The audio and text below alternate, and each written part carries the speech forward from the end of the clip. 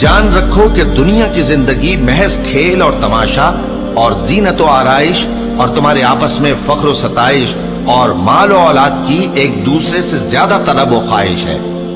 اس کی مثال ایسی ہے جیسے بارش کہ اس سے اگنے والی کھیتی کسانوں کو بھلی لگتی ہے، پھر وہ کھیتی خوب زور پر آتی ہے، پھر اے دیکھنے والے تو اس کو دیکھتا ہے کہ پک کر زرد پڑ جاتی ہے، پھر چورا چورا ہو جاتی ہے۔